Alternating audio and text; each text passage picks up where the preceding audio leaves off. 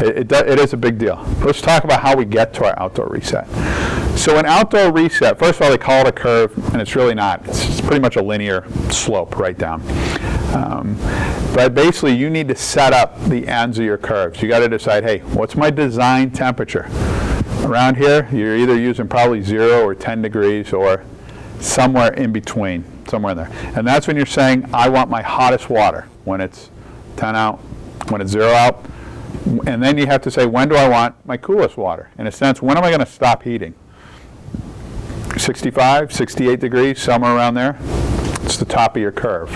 And then the control will build it in the middle.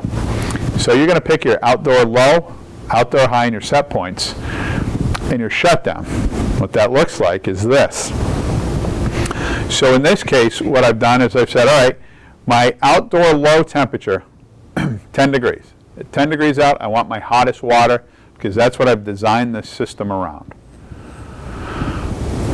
I'm going to stop heating at 70 degrees, because at that point in time, you probably don't need heat, because if you set a thermostat for 68 and it's 70 out, you should be all set at that point in time. You're not losing any energy. What's my set point at low? 170, because as we talked before, 170 with an offset will buy you 180 degree water. What's my set point at high?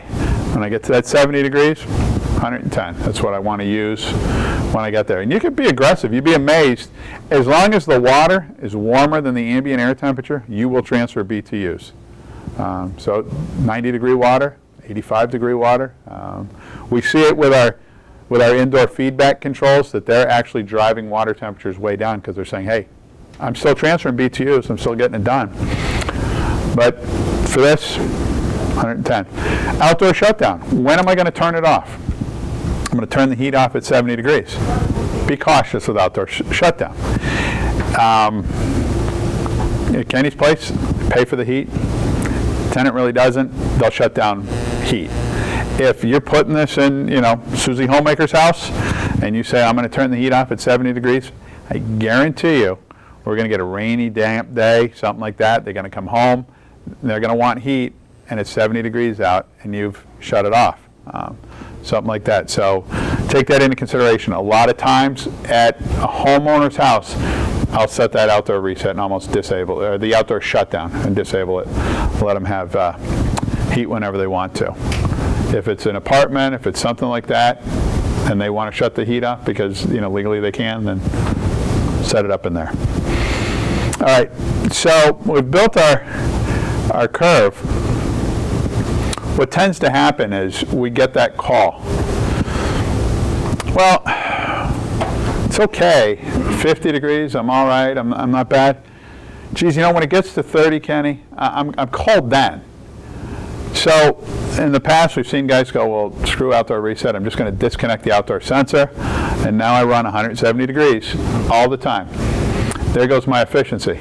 Or they say, well, I'm going to raise it up. I'm going to say instead of 110 at 70, I'm going to make it 140. And I move this curve all the way like this. Okay? When in reality, all they're saying is, hey, Kenny, when it's 30, can you help me out? What can you do for me? So what Kenny can do is he can go and say, all right, my outdoor low temperature is now 30 degrees. Instead of 10, let's slide it up to 30 degrees. And what did he do? He just changed his curve right here. What's nice about this, because we're in New England, we spend most of our time in the winter from here to here. So instead of messing with all this space here, he's still getting his energy savings here because they didn't complain. Down here's when they were. And this is where we spend most of our time. Most of our days are above 30 degrees in New England. We get about 3% of the time we're going to be right down here. And usually it's even less than that. We have winters we don't hit our design temperature. And on days when we do, it's not for an entire day. We don't spend time below it. So you really want to be cautious. You don't need to adjust the whole thing or disconnect an outdoor sensor. Just, I'm getting cold at 30. It's not keeping up. Slide it over here. Get them a little more. But still maintain that efficiency, which is not only good for the pocketbook, it's good for the equipment, because we want the equipment to be able to match the load. If We can heat the space with 170 degree water at 30 degrees, no problem. When it's 50 degrees, we don't need that 130 degree water. Because heat loss is all about what's the temperature outside. The colder it is, the faster it's going to leave, the more we need to put back in here, the more it takes. As it warms up, we need to put less into the space. The way you put less into the space is lower the water temperature. You begin to derate that baseboard. Instead of putting out 600 BTUs per foot, let's put out 500, let's put out 400, and that's how we begin to do it. Make sense? So conversations, though, to have with people with outdoor reset.